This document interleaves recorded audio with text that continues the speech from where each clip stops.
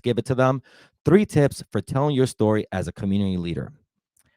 I put this together this morning, so you're gonna see me read it to you, but I don't want you to miss anything that's being said. Okay, here are your 3 tips, leaders, future leaders, thinking about being a leader.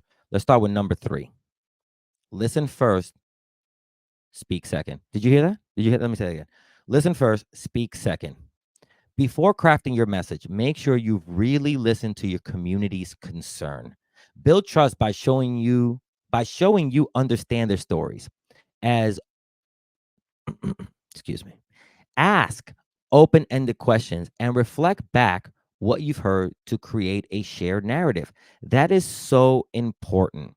You have to listen to what people are saying. Too many times, even as humans, we go in, already have our stories in place. Somebody says something, and then we tell a story, and it has nothing to do with what they just said.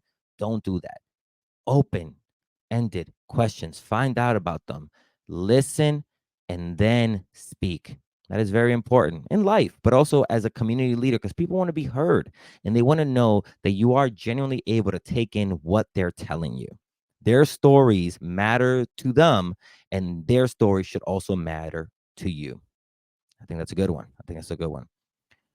Number 2, show your flaws, not just your accomplishments. I think this one's super important. I really want to make sure I put that in there because too many times are we like, oh, I want to stunt on people. Look how great we're doing. Look at the numbers. Look at this. Look at that. But also, showing ways that it's been tough, ways that it hasn't always been easy for you really helps people know what the journey ahead looks like in a realistic manner. So, show your flaws, not just your accomplishments. People connect with vulnerability. Share moments where you've struggled or made mistakes and show how those experiences shaped your perspective. It makes you relatable and human, not just a polished figure. Absolutely.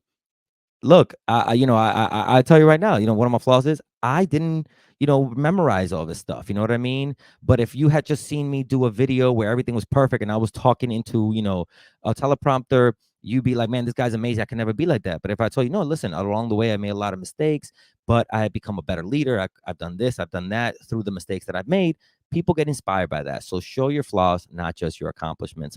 I hope that one is one that you really enjoyed. And the number 1 tip, the tip that I'm going to give you today as a community leader is to come check out our events. Before we get to the last one, I'm going to do this to you. Come check out our events. Remember, November 9th, we have our story gym with Daryl East Lyons at the Free Library. $25 for early bird tickets for that one before this Friday. And then on the 12th, we have online dating. I'm hosting. Anna Akbari is doing a special story, and you can send your stories on online dating to stories@firstpersonarts.org. And then the very next night, we have a conversation with Anna Akbari and Sheila Wako. There is no Ethan. That is on the 13th at the Free Library. Tickets are free. You can go and register, link in bio. But if you want a copy of the book signed by Anna, $50 for that. All of our events at firstpersonarts.org/events. And finally, what is the last tip for our community leaders for today? Turn data into drama.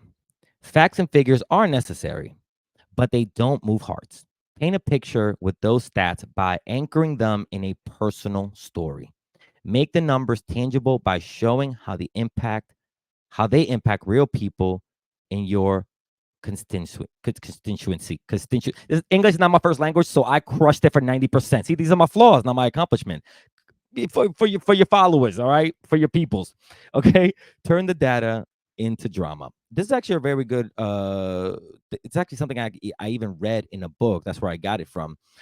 Basically, if you give somebody, how something's happening, give them the facts, the figures, give them the figures, give them the figure, the number, people won't remember numbers. They won't remember 1,000, 2,000, 32%, 80%, whatever. They won't remember all that. But if you take that data and you show how this is affecting people, for example, I did a panel where I saw that 2% of actors, showrunners, all these kind of higher up people in Hollywood, only 2% makeup is made up by, like, Latino Hispanics like myself. So, I told them, basically, I explained to them, like, to me, I don't just see 2% of people who are in the business. I see 98% of people who have not had their dream realized. I talked about the bigger number of people whose just dreams have been crushed by lack of representation. So I turned those numbers into a story that help people understand, oh, why it's important to have more representation, or why it's important to do this for your community or do that. Because once they can see that this isn't just data, it's people, it's stories, they connect with that right away. I really hope you enjoyed those 3 tips for telling your story as a community leader. I've enjoyed giving these tips every week. I hope you're enjoying watching them and taking them in. But please, if there's anything that you want to see us talk about, let us know in the comments. I'd love to create, these tip videos around people's needs and interests. So always leave anything you have in the comments. If you don't already, follow us through all of our social media channels at First Person Arts. We will be constantly updating.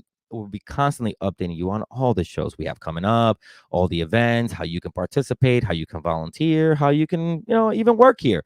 We're always reaching out to a community as community leaders do. Yeah, that's everything. Remember, you could always find all of our events at firstpersonarts.org/events.